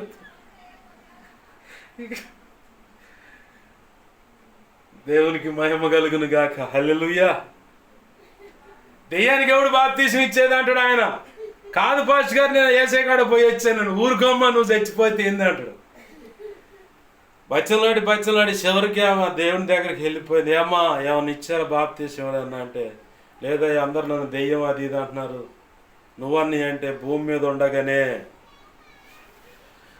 మీద నువ్వు బ్రతికుండగానే బాప్తీసం పొందటమైనా, భూమి మీద నువ్వు బ్రతికుండగానే తప్పు దిద్దుకొని దేవుని పాదాలు పట్టుకొని ప్రభువా నన్ను క్షమించని దిద్దుకోవటమైనా, లేకపోతే గదో గతే పోయి ఆ పట్ట పళ్ళు కొరికేటువంటి ఆ నిత్య నరకంలో పడతావు. నువ్వు చూసి వచ్చావంటే పెద్దలు అన్నారు కీడించి మేలెంచమని. సరే నేనైతే మేలైన మార్గంలో అడుగు పెట్టా. మా బావ అనేవాడు సేవకుడు కొడుకే ఆయన, కానీ బాప్తిజం పొందలా.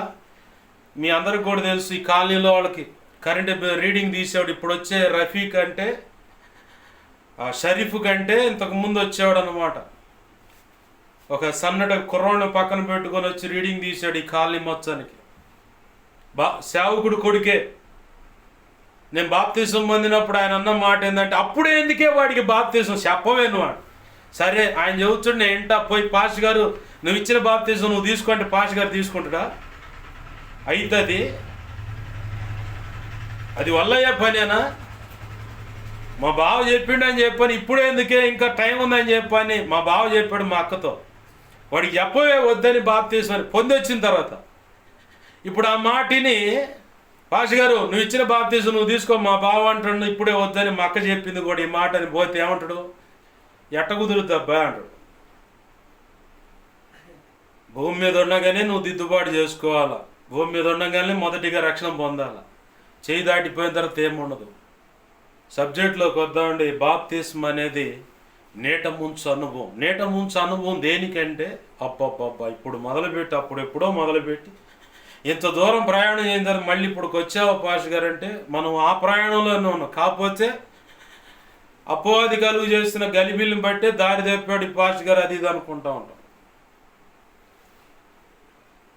నీట ముంచు బాప్తిజం దేనికి సాదృశ్యం అంటే నీట ముంచంగానే పాత జీవితము ఆ నీటిలో భూస్థాపన చేసినట్టు గుర్తు. రోమాపత్రికలో పౌలు భక్తుడు చెప్పిన మాట ఇది, నా సొంత మాట కాదు. బాప్తిస్మానికి సాదృశ్యం ఏందంటే నీట ముంచినప్పుడు భూస్థాపన చేయబడ్డావు. పాత ఆ నీట మునగక మునుపున్న ప్రతి పాపం కీడంతా మట్టిపాలంటే భూస్థాపితంగా చంపివేయబడ్డాయి. మళ్ళీ తిరిగి లేపుట అనే దానికి సాదృశ్యం ఏంటంటే క్రీస్తు ప్రభు వారు 3వ దినాన పునరుద్ధానుడే లేచాడు. ఆ పునరుద్ధానమే మనకు లేకపోతే క్రీస్తు రక్తాన్ని ఆశ్రయించిన లేఖనాన్ని పఠించినా, బ్రతుకుకు అన్వయించుకున్నా, విశ్వాసం కలిగి భక్తి సాధన చేసి మన బ్రతుకు కడతేరిపోయినా, పునరుద్ధానం అనేది లేకపోతే మన విశ్వాసము వ్యర్థము అన్నాడు ఆయన.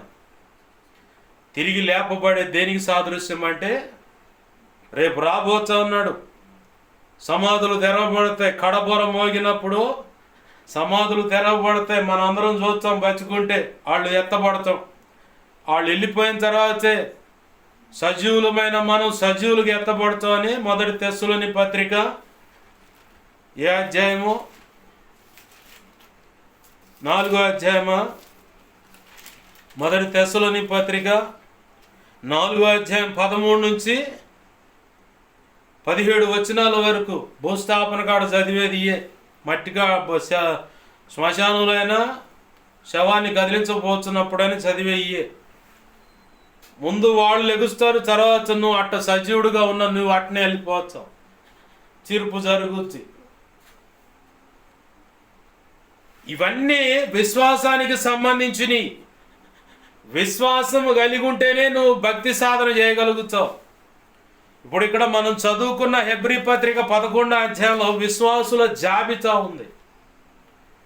వాళ్ళలో ముఖ్యంగా మనం చెప్పుకోవచ్చిన వ్యక్తులు అందరూ రాయబడ్డారు. ఇంక నువ్వు ఏమి చెబుదునని చెప్పంటూ కొన్ని సంగతులు చెప్పాడు. అయితే ఈరోజు నువ్వు దేవుని కృపను బట్టి నేర్చుకోవాల్సిన విషయం ఏంటి, అది మనం గుర్తుపెట్టుకోవాలి. రహబ్ అనే వేశ్య ఉంది. వాస్తవానికి ఆమె దేవుని ప్రణాళికలో ఉన్న వ్యక్తి కాదు, కానీ దేవుని పనికి సహకరించింది. ఆమె దేనికి సహకరించింది? దేవుని పనికి సహకరించింది. ఆ వచ్చిన వేగులు చూడటానికి వచ్చినటువంటి ఆ ఇద్దరు వ్యక్తులను నమ్మింది ఆమె.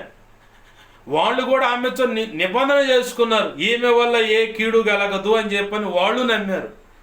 గుర్తుగా ఎర్రటి చొగరు గల దారం ఒకటి ఆ కిటికీ గట్టు.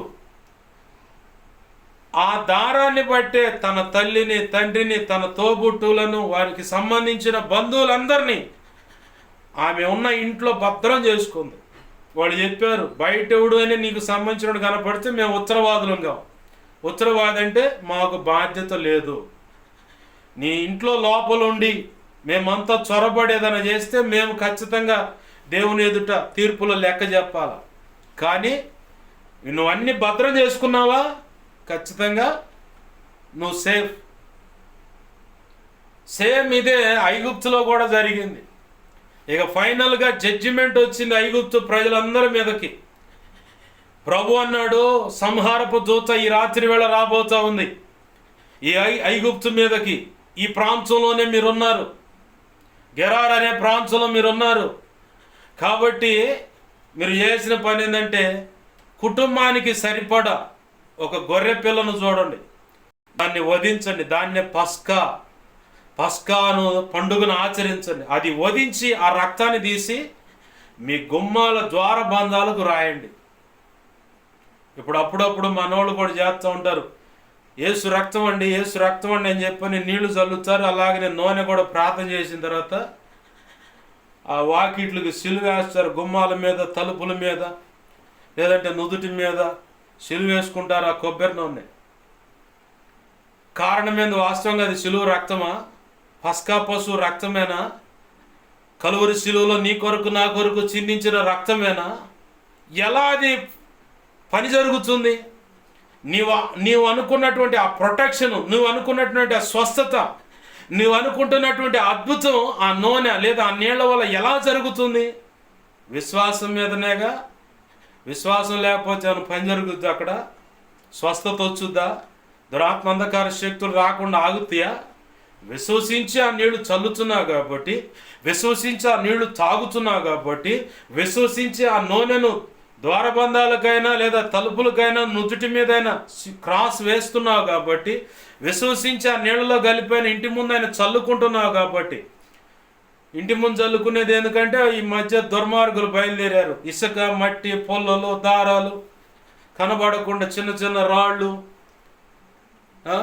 ఇలాంటి మాంత్రిక ప్రయోగాలు చేసి ఇళ్ల ముందు, ఇంటి లోపల, ఇంటి పైన ఆ నీళ్లు జల్లి వ్యవహారం ఇట్టుంటాయి. ఆ ప్రేరాలు ఎప్పుడైతే నీళ్ళలో జల్లి కళ్ళాపులా కొట్టుకుని మొత్తం ఊడ్చుకొని పోయి వాళ్ళకే తగులుతాయి. విశ్వాసాన్ని బట్టి ఇదంతా. నా మటుకు నేనైతే అదే చేస్తా. నాకంటే గొప్ప దైవజనులు ఉంటారుగా, బలమైన దైవజనులు, వాళ్ళ ప్రార్థనలోకి మించి ఆ ప్రేరాల దగ్గర ఉంటుంది నాకు కూడా. నేను కూడా మనిషినేనండు, నేను పైనుంచి దూకి వచ్చినోడిని కాదు. ప్రత్యేకంగా దేవుడు అనుమతిస్తే ఆకాశం నుంచి కెరూబులాగా చెరుపులాగా భూమి మీదకి వచ్చినోని కాదు. నేను కూడా మట్టి దేహంలో ఉన్నవాడినే, మట్టి మనిషినే. ఆపోతే ఆయన కృపనివ్వ బట్టి ఇలా నిలబడ్డాను. ఎవడన్ని దుర్మార్గపు చర్యలు చేస్తున్నా అవి నా మీదకి రాకుండా ఆయనే ప్రొటెక్షన్ చేస్తున్నాడు. కాబట్టి మాంత్రికులకైనా వాటిని ఆశ్రయించినోడికైనా బెత్తరపోవటానికి, ఆశ్చర్యపోవటానికి, అలా అదురుపోవటానికి కూడా కారణం అదే. ఆయన ప్రొటెక్షన్ చేస్తూ ఉన్నాడు. ప్రభు అన్నాడు, మోషేకు తోడైనట్టు నేను నీకు తోడై ఉన్నాను, ఎవ్వడు నీ మీదకి ఏ హాని చేయడు. వాడు వచ్చాడో వాడికి పెట్టె కన్ఫర్మ్, పెట్టో పాడో కాల్చుడో ఆ వ్యవహారం కన్ఫర్మ్. ఇక వాడికి ఆస్తుల విషయంలో అయినా సరే ప్రభు చెప్పిన మాట, నీ తర్వాత నీ పిల్లలకు ఉంటే నేను కాపాడుతా దాన్ని. ఎవరైనా సరే ఆస్తిని ఆశించి ఎవరు ఎటువంటి దుర్మార్గపు ఆలోచనలు ఉన్నా, ఏ పాడు పని ఏదైనా ప్లానింగ్లు ఉన్నా కానీ వాళ్ళకి మూడిందే. నేను నమ్మా కాబట్టి అది అక్షరాలు చూస్తున్నాను, నాకు అర్థమైంది. దేవునికి మహిమ కలుగును గాక. హల్లెలూయా. ప్రభునందు ప్రియమైన దేవుని గమనించిన విశ్వాసాన్ని బట్టి ఆ నూనె వాడుతున్నాం. ఐగుప్తులో ఇశ్రాయేలు చేసిన పని ఏంటంటే, మోషే చెప్పంగానే పస్కా పశువును వధించి ఆ రక్తాన్ని గుమ్మాలకు తలుపులకు రాశారు. సంహారపు దూత వచ్చి ఆ రక్తాన్ని చూసి దాటి వెళ్ళిపోయిందని లేఖనం సాక్ష్యం ఇస్తుంది. ఎవరి దగ్గర పోయిందయ్యా అంటే, దేవుని పిల్లలను చిత్రహింసలు పెట్టిన వాళ్ళని, దేవుడు తీర్పు తీర్చాలనుకున్న నిర్ణయ కాలము. ఆదికాండం 15వ అధ్యాయం ఉంటుంది. అబ్రహాముతో చెబుతున్నాడు, 4 తరాలు నీ సంతానము మీది కాని దేశంలో శ్రమలు అనుభవిస్తారు, బానిసలకు ఉంటారు. ఆ తర్వాతనే అక్కడ రాసి ఉంటుంది, అమోరీల యొక్క అక్రమము, లేదంటే వారి పాపము ఇంకా సంపూర్ణం కాల. నిన్ను శిక్షించడానికి మళ్ళీ చెబుతున్నాడు ప్రభు, నీతోనే శిక్షించడానికి ఒక నిర్ణయ కాలం ఉంది. ఎందుకు ఆ నిర్ణయ కాలం అంటే, నువ్వు దిద్దుకొని ప్రభు అనుకున్న మార్గంలోకి వస్తావని కాదు. నేను అట్నే బ్రతుకుతానంటే ఆయన అనుకున్న టైంకి ఎప్పుడు ఎగిరిపోతావో తెలియదు. కరెంట్ షాక్ కొట్టిన కాకి కనుక నల్లగా మాడిపోయినట్టు సడన్గా పోద్ది అనమాట ప్రాణం. ఇంకా అవకాశాలు ఏమి ఉండవు. బాగా గమనించండి.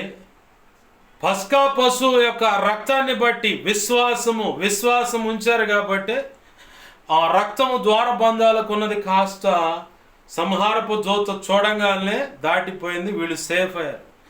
రహబ్ అనే వేశ్య కూడా, ఆ వేశ్య ఎర్ర తొగరగల దారం అని రాసింది బైబిల్లో. ఆ దారాన్ని చూసి ఇశ్రాయేలీలందరూ చెప్పుకున్నారు, ఇలా పలానా వాళ్ళు ఇలా మనకు సహాయం చేశారు. నీవు ఈరోజు దేవుని పనికి ఏ కోణంలోనైనా నువ్వు సహాయం చేసావా, ఖచ్చితంగా నువ్వు ఆశీర్వదింపబడతావు. అన్నిటికంటే విలువైన సహాయం ఏంటంటే ప్రార్థన లేదా విజ్ఞాపన. వీటన్నిటికీ ఉన్నతమైనటువంటి ఆశీర్వాదాలు నీకు ఇచ్చేది, అనేకమైన విషయాలు నీకు అవగాహన కలుగు చేసే ప్రార్థన దైవజనుల కోసం, అలాగనే సంఘ క్షేమాభివృద్ధి కోసం చేసే ప్రార్థన. విశ్వాసులు, పరిచారకులు, సంఘ పెద్దలు, సేవకులు అంతా ఇది కామన్గా ప్రార్థన చేస్తుంటాం.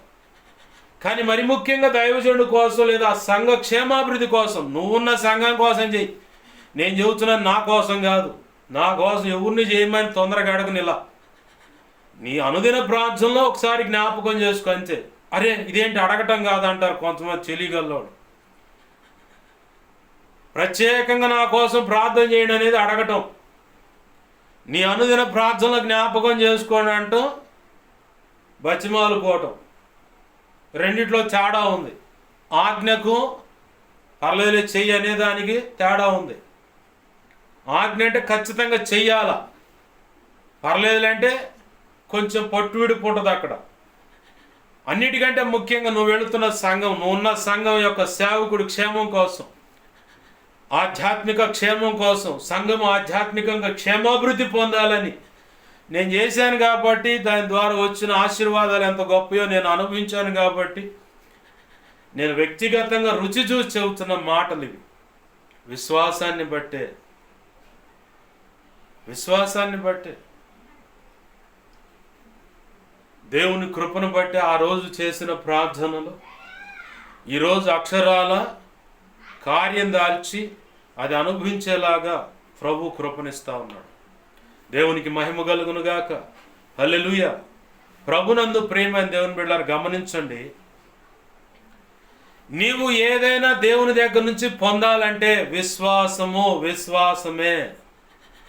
నిన్ను బిళ్ళబీటుగా పడగొడటానికి కూడా అపవాది నీ మీద దాడి చేయటానికి అసలు కారణం ఏంటంటే, నిన్ను విశ్వాసములో నుంచి భ్రష్టుడిగా మార్చటానికి వాడు ప్రయత్నం చేస్తాడు. ఉపవాసం ఉంటున్నావు, లూకాసు వార్త 4వ అధ్యాయంలో యేసు ప్రభు వారి దగ్గరకు వచ్చేవాడు తండ్రి అయిన దేవుడు పంపించిన ఆ పని. ఎవరు? అపవాది కాదు. ఇలా మాట్లాడితే ఈ అపార్థాలు వస్తాయి. తండ్రి అయిన దేవుడు కుమారుడైన యేసుక్రీస్తు వారిని భూమి మీదకు పంపించిన ఆ ప్రణాళిక నెరవేర్చబడకుండా లేఖనమై ఉన్న దేవునికే లేఖనాన్ని చూపించి దారి మళ్లించటానికి ప్రయత్నం చేశాడు. లూకాసు వార్త 4వ అధ్యాయంలో అదే కనపడుతుంది. మత్తయి 4వ అధ్యాయంలో కూడా అదే కనపడుతుంది. 40 దినాల ఉపవాసం అనంతరం వాడు వచ్చాడు లైన్లోకి, ఆకలి అవుతున్నప్పుడు. ఇక వచ్చి వాడు చేయాల్సిన ప్రయత్నాలన్నీ వాడు చేశాడు. ఈరోజు దేవుడు నీకు నిర్ణయించినటువంటి ఒక సంకల్పం, ఒక గురి ఉంది. ఆ గురిలోకి నువ్వు రాకుండా, అసలు అక్కడ దాకా వెళ్లకుండా ముందు నిన్ను మొగ్గగా ఉండగానే, చిన్న పసి మొక్కగా ఉండగానే తుంచటానికి ప్రయత్నం చేస్తాడు. బాగా గుర్తుపెట్టుకోవాలా. మొక్కగా ఉండగానే, పసి మొగ్గగా ఉండగానే వాడు తుంచటానికి ప్రయత్నం చేస్తాడు. అది ఎలా? బాప్తీసు అనుభవంలోకి రమ్మంటే ప్రభువు మాట్లాడుతున్న మాటను బట్టి నీ హృదయం పరితపిస్తూ ఉంటుంది. దేవుడు నన్ను గద్దిస్తూ ఉన్నాడు, నలుపుతూ ఉన్నాడు, బాప్తీసంలోకి రావాలి. కానీ ఇంట్లో వాళ్ళు ఒప్పుకోరు. ఇది ఒక అడ్డు. ఇంకొకటి, బాప్తీసం పొందమంటున్నా కానీ ఈ వ్యక్తిలో ఉన్న రకరకాల ఆలోచనలను బట్టి అటువైపు మనసు మొగ్గదు. ఇది రెండో అడ్డు. మూడవది, ఈ వ్యక్తిలో ఉన్న ఆయా అభిరుచులకు అనుగుణమైనటువంటి ఒక భవిష్యత్తు ప్రణాళిక ఉంటుంది. దానికి తగ్గట్టుగా చదవాలని, ఉద్యోగం సాధించాలని, దేవుని ఆ తర్వాత జాబ్ చేస్తూ దేవుని కొరకు రోషంగా నేను వాడబడాలి, మండాలి, భక్తి చేయాలి, అది ఇదని చెప్పి అనుకుంటారు. కానీ ఆడ దాకా పోవు. ఈ లోపల ఏదో సబ్జెక్ట్లో ఫెయిల్ అవటమో, వాడే దగ్గరుండి ఫెయిల్ చేస్తాడు. ఆ తర్వాత నువ్వు మళ్ళీ ప్రయత్నం చేస్తావు, 1 సంవత్సరం ఎన్నికపోద్ది దేవుని యొక్క పని. మళ్ళీ ప్రయత్నం చేస్తావు, జాబ్ రాదు, ఎదురు చూస్తూ ఉంటావు. ప్రభు ఎందుకని జాబ్ ఇవ్వంటాడు. సైతాన్ గాడుగా జాబ్ రాకుండా ఎట్లా? నువ్వు బాప్తీసంలోకి రాకుండా అడ్డగించడానికి ఈ అడ్డుల ఆటంకాలు. కొంతమందికి ఏమో కులం అడ్డు వస్తుంది, కట్టడిలో అడ్డు వస్తాయి. మనకున్న కులానికి ఉన్న సంస్కృతి సాంప్రదాయం ఏంటి? నువ్వు ఆ కులం చక్కు దేవుడి దగ్గర పోతావా, బాప్తీసం పొందుతావా? ఏదన్నా మేలు పొందితే కానుకిచ్చి సర్దుకోవాలి. కానీ ధన రూపేణ, వస్తు రూపేణ, ధాన్య రూపేణ ఇచ్చి, అరే మోసం తిన్నామని యువకులని మెడలో దండగేసుకొని తిరుగుతావారా అని చెప్పి చెత్త వాగుడంతా వాగి నిన్ను నీరు గార్చి బాప్తీసంలో రాకుండా దారి తప్పిస్తారు. ఇది ఒక కారణం. ఇది ఒక కోణంలో కారణం. ఇది కూడా మితిమించిపోయిన యాక్సిడెంట్ రూపంగా నువ్వు ఎట్టో ఒకరి ఇది యాక్సిడెంటో అనారోగ్య కారణాలను అట్నే కాలం చెల్లిపోయేలాగంటే ఫైనల్గా టికెట్ దించేసి శ్మశాన వాటికి పోయేలాగా చేస్తాడు. రక్షణ పొందక ముందే ఇవన్నీ ఎత్తుగడలు ఉంటాయి. ఇవి తప్పించుకొని ముందుకు రాగాలి. ఇక నువ్వు నీ మీద రకరకాల వాడి పని మొదలైద్ది. ప్రార్థన చేయనీయుడు, ప్రారంభంలో ఆసక్తి ఉంటుంది, జరగనిస్తాడు కొంచెం. ఎందుకంటే నువ్వు దేవుని మీద ఉన్న కసితో వాడి మాట వినవు.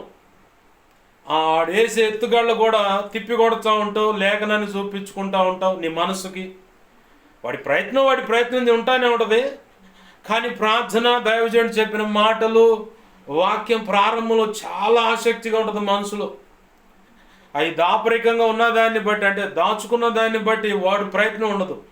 ఒక సంవత్సరం గడిచిన తర్వాత రెండో సంవత్సరంలో అడుగు పెడుతున్నప్పుడు ప్రార్థనలో నిర్లక్ష్యత మొదలైంది, విజ్ఞాపన చేయడంలో నిర్లక్ష్యత మొదలైంది, వాక్యము చదివేషంలో నిర్లక్ష్యత మొదలైంది. ఇక అప్పుడు ఆ నిర్లక్ష్యత ఎలా వస్తుందంటే, ప్రార్థన చేయకుండా, విజ్ఞాపన చేయకుండా, వాక్యం చదవనీయకుండా కొన్ని పరిస్థితులు వాడుకుంటాడు వాడు, కొంతమంది వ్యక్తులను వాడుకుంటాడు, నింద అవమానాలు కురింగిపోయేలా చేస్తాడు.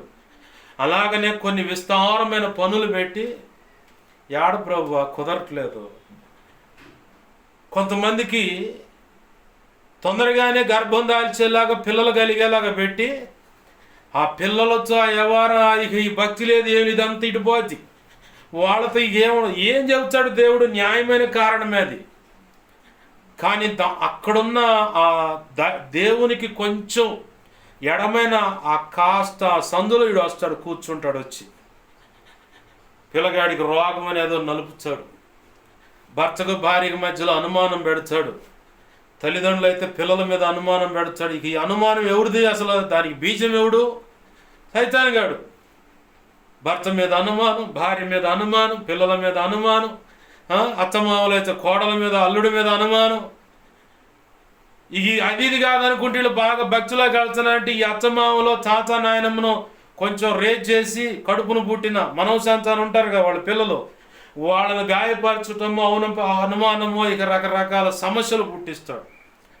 ఇవన్నీ అపవాది వాడుకునే సాధనాలు. ఎందుకు? నువ్వు ప్రార్థనకు సమయం ఇవ్వకూడదు, వాక్యానికి సమయం ఇవ్వకూడదు, విజ్ఞాపన చేయకూడదు, నువ్వు బలహీనుడిగా మారిపోవాలి. అప్పుడు వాడి పని వాడు జరిగిస్తాడు. ఇవన్నీ పసిగట్టినవాడి దగ్గరేమో వాడు ఎత్తుగళ్ళ పని చేయవు. నేను అందుకే వాడి వ్యవహారం అంతా తెలుసు కాబట్టి ఏ పరిస్థితి ఎట్టన్నా ఉండని, నా అనుదిన ప్రార్థన విజ్ఞాపన ఖచ్చితంగా ఉంటుంది, వాక్యం చదువుకోవటం కూడా ఖచ్చితంగా ఉంటుంది. ఆయనకి ఇవ్వాల్సిన విలువైన సమయం ఆయనకి ఇవ్వాలి. ప్రారంభంలో నేను చెప్పాను, గతంలో కూడా మా అమ్మకు కూడా చెప్పాను, మా నాయనమ్మ వాళ్ళకి కూడా చెప్పాను, నేను మందిరంలో ఉండి మోకాళ్ళు వేసి ప్రార్థన చేస్తేనే మీరు సేఫ్గా ఉంటారు. లేదంటే సైతాన్ గాడు వచ్చి దుమ్ముగా కుటుంబం మొత్తాన్ని రకరకాలుగా ఆడుకుంటాడు, అట్లా చేస్తాడు వాడు. నేను దేవుని మందిరంలో మోకాళ్ళ మీద ఉండి ప్రార్థన చేస్తేనే మీరు సేఫ్గా ఉంటారు. లేదంటే ఇక అంతే. అది అక్షరాల వీళ్ళకి ఇప్పుడు కనపడుతుంది, అంతకుముందు అర్థం కాలేదు, కానీ అక్షరాలు అది ఇప్పుడు కనపడుతుంది. నువ్వు చేసే భక్తి అయినా, ప్రార్థన అయినా, విజ్ఞాపన అయినా, వాక్యం చదవటమైనా, దేవునికి ఇచ్చే విలువైన ఆ సమయమైనా, పరిచర్య చేయటమైనా, దైవజనుడు పక్కన ఉండటమైనా, చేసే ఆర్థిక సహాయమైనా నీకు ప్రస్తుతం కనపడకపోవచ్చు. ఫ్యూచర్లో ఒక రోజు ఉంటుంది, అర్థమయ్యే సమయం ఉంటుంది. అప్పటి వరకు నువ్వు ఓర్పు కలిగి, విశ్వాసంతో ఆయన వైపు చూస్తూ, నిరీక్షణ కలిగి, ప్రభు పాదాలు పట్టుకొని ఆయన చెప్పినట్టు అడుగులు వేయటం మొదలు పెట్టావా, ఖచ్చితంగా ఒక రోజు ఉంటుంది. నీ విలువ నీ కుటుంబానికి, అంతకంటే ముందు నువ్వు పెంపారబడుతున్న సంఘానికి కూడా తెలుస్తుంది, నువ్వు ఉన్న సమాజానికి కూడా తెలుస్తుంది. కొంత టైం పట్టుద్ది. కొంత ఈ లోపల వాడు అపవాది చేయాలనుకొని చేస్తానే ఉంటాడు. దేవుడు దాన్ని కొట్టివేసి దాన్ని నీకు ఆశీర్వాదకరంగా, మేలుకరంగా మారుస్తాడు. అయితే నువ్వు ఇక్కడ చేయాల్సిన పని ఏంటంటే నిరీక్షణ కలిగి ఉండాలి, విశ్వాసాన్ని వదిలిపెట్టొద్దు. విశ్వాసమే, క్రీస్తుతో నడవటం అనేది విశ్వాసం మీద ఆధారపడింది. విశ్వాసం లేకపోతే నువ్వు ఎందుకు పనికిరావు. అసలు దేవుడు నిన్ను అసలు యాక్సెప్ట్ చేయడు, ఎందుకంటే కోప్పడతాడు. అది సముద్ర ప్రయాణంలో యేసు ప్రభు అనే అమరం మీద తలవాల్చి పడుకున్నాడు. గాలి విసురుతుంది, కెరటాలు ఎగిసిపడుతున్నాయి. అయ్యో ప్రభువా, పడవ అటు ఇటు అల్లకుల్లాలుగా ఉంది, ప్రభువా నశిస్తున్నా నీకు ఇష్టమా ఏంది అని చెప్పని కేకలు పెడుతుంటే, అల్ప విశ్వాసులారా ఎందుకు సందేహిస్తున్నాడని గద్దించాడు. అక్కడ అమరం దగ్గర ఏది మునుగుద్ది? పడవ తోలేవాడిని అడగండి, అమరమే ముందు మునిగేది. నీ శ్రమల్లో, వేదన, ఇరుకు ఇబ్బందులో ప్రభు ఉన్నాడు అన్నది గుర్తించు. ముందటిగా ఎరికో పట్టణాన్ని ఎదుర్కోబోయే ముందుగా యెహోషువ దగ్గరికి యెహోవా సేనాధిపతిగా ప్రభు అయిన యేసుక్రీస్తు వారు వచ్చారు. ఆమేన్, హల్లెలూయా. నువ్వు ఎదుర్కొంటున్న ఏ పరిస్థితులైనా మొదటిగా ప్రభు నీ దగ్గర నీకు ముందుగా ఉన్నాడని గుర్తుపెట్టుకో. ఎప్పుడు వస్తాడు ఆయన అంటే అల్ప విశ్వాసంతో ఉన్నాగా నీతోనే ఉంటాడు, కానీ ఆజ్ఞ అతిక్రమనే పాపం చేస్తా కూడా నాతో ఉన్నాడు దేవుడు అంటే మాట కుదరదు. పొర్రపాటును కూడా ఉన్నాడు. ఎందుకంటే హెబ్రీ 12:14 ప్రకారము, 93వ కీర్తన 5వ వచనం ప్రకారము, 93:5 ఎన్నటెన్నటికి నీ సన్నిధికి పరిశుద్ధతే అనుకూలం. హెబ్రీ 12:14లో 12వ వచనంలో పరిశుద్ధత లేకుండా దేవుణ్ణి ఎవడు చూడలేడు. యేసు ప్రభు వారు పరిశుద్ధుడు. నీలో ఆజ్ఞ అతిక్రమనే పాపాన్ని పెట్టుకొని నాకు దేవుడు చూడున్నాడండి, నా ప్రభు అన్నట్టు ఆపు నీ పిట్టకథలో నీ వ్యవహారాలు అంటాడు ఆయన. ఆపు నీ వేషాలు, బాగానే నటిస్తున్నావు అంటాడు. పాపాన్ని ఆయన సహించడు. పాపాన్ని నీలో పెట్టుకొని బ్రతుకుతున్న ప్రభు పరిశుద్ధులని భక్తి చేసిన, ప్రార్థన చేసిన, ప్రభువులు చేసిన, మందిరానికి కానుకిచ్చిన, ధనము ధాన్యము ఏ రకంగా స్థలం ఇచ్చినా సరే ఏ కోణంలో కూడా ప్రభు నిన్ను అంగీకరించడు. అల్ప విశ్వాసంతో ఉన్న తెలియదులే, పిల్లలు చేయట్లో పొరపాటు తెలియక చేస్తున్నారులే అని చెప్పని ఆ ప్రేమతో వచ్చి పక్కనుంటాడు. కానీ ఆయనకు నచ్చని లోపల పెట్టుకొని నా ప్రభు నాకెందుకు తోడలేవంటే కుదరదు. నువ్వు అన్నీ పక్కన పెట్టేయాల ప్రభు నీతో ఉండాలంటే. పరిశుద్ధత ఆయనకు అనుకూలం, ఆయన సన్నిధికి పరిశుద్ధత అనుకూలం. కాబట్టి యాజకుడైన వాడు ఏదైనా తలంపులు, ఊహల, ఆలోచన పొరపాటుగా అతి పరిశుద్ధమైన స్థలంలోకి ఆ మందసం దగ్గర పోయేటప్పుడు ఏమైనా తేడా ఉంటే అక్కడే మొత్తుతుడు, అంతే చేస్తాడు అనమాట. చస్తాడేమో అని చెప్పని ఏమైనా పొరపాటు ఉంటే చచ్చినోడిని ముట్టకూడదని యాజకుడికి ఆలయంలో తన యాజక మర్యాద చొప్పున వెళ్ళేవాడికి నడుముకు తాడు కట్టుతారు. అతను అటు ఇటు కదులుతున్నట్టు కింద గంటలు ఉంటాయి, ఆ గంటలు కదులుతూ ఉంటేనే బతికున్నాడని. ఆ యాగిని అంటే పొయ్యాడు అనుకుంటారు, ఇక తాడు లాగుతారు, ముట్టకుండా అంతే తాడుతో ఈడ్చుకొని పోయి పాళ్ళ వెలుపులకు తీసుకెళ్తారు. యాజకుడైనా సరే అంత పరిశుద్ధమైనది దేవుని దేవాలయం. కానీ ఈరోజు నీవు నేను చాలా చునకనగా వెళుతున్నాం. ఆనాడైతే యాజకుడు మాత్రమే వెళ్ళాలా, ఈ రోజైతే నీకు ఒక స్త్రీగా నెలసరి ఉంటే ఆ రోజు రావటానికి లేదు, అసలు సమాజ మందిరం నిలబడటానికి లేదు ఒక స్త్రీకి. కాబట్టి ఓవర్బ్లీడ్గా 12 సంవత్సరాలు బాధపడుతున్న ఆ స్త్రీ రహస్యంగా జనాల్లో పడి వచ్చి యేసు ప్రభువాన్ని ముట్టింది. ముడితే ప్రభు అన్నాడు, ఎవరో ఒక్కళ్ళే నన్ను ముట్టారు అంటున్నాడు. అంతమంది మీద పడుతుంటే పేతురు అంటున్నాడు, ఏందా అంతమంది పడుతుంటే ఒక్కడు ముట్టిండు అంటాడు. లేదు పేతురు, ఒక్కళ్ళు నన్ను ముట్టారని. ఇక అప్పుడు ఆ మరుగై ఉండట అసాధ్యమని గడ్డ వణుకుతా. ఓవర్ బ్లీడ్ అంటే రాళ్లతో కొట్టి చంపాలా, ఊళ్ళోకి రావడానికి లేదు ఆ అమ్మాయి. గడ్డ వణుకుతా సంగతంతా చెబితే ప్రభు అన్నాడు, నీ విశ్వాసమే నిన్ను స్వస్థపరిచింది. ఆమేన్, హల్లెలూయా. విశ్వాసం. 18 సంవత్సరాలు నడువంగిపోయిన ఒక స్త్రీ దేవాలయంలో ఉంది. ఎప్పటికైనా నా దేవుడు కనికరిస్తాడు, ఏనాటికైనా నన్ను స్వస్థపరుస్తాడని. యేసు ప్రభు వారు వెళ్ళి అక్కడ అంటున్నాడు, ఏమి కూడా అబ్రహాము కుమార్తెను, అయితే ఏమెను అలా నడు వంగిపోయేలాగా అపవాది చేశాడు ఈ పని. ఒకవేళ నీ నడు వంగిపోతే మొదటిగా నువ్వు గుర్తించాల్సిన కారణం శాతబడిలో వాడెవడో చేసింది ఇదే కాదు, సైతాన్ గాడు కూడా దాడి చేస్తాడు. నేను అప్పుడప్పుడు నా తల్లి విషయంలో ప్రార్థన చేసినప్పుడు, ఆ నడుము అలా బెండ్ అయ్యే విషయంలో ప్రార్థన చేసినప్పుడు సైతాన్ గాడి యొక్క క్రియలు కూడా ఉన్నాయి. వాటిని కూడా బంధిస్తాను నేను ప్రభు కృపను బట్టి. ఆమేన్, హల్లెలూయా. నువ్వు ముందు ఆలోచించాల్సింది, నీకు ప్రథమ శత్రువు ఎవడంటే సైతాన్ గాడు. వాడి దూతలు ప్రేరేపించిన దాన్ని బట్టి మిగతా వ్యక్తులు కదులుతారు. ఆ వ్యక్తులు కదులుతున్న దాని వెనకమాల ఎవడున్నాడనేది గుర్తించాలి ఒక క్రైస్తవుడిగా. ఫలానా వాడే గురి అని శత్రుత్వం పెట్టుకోవటం కాదు.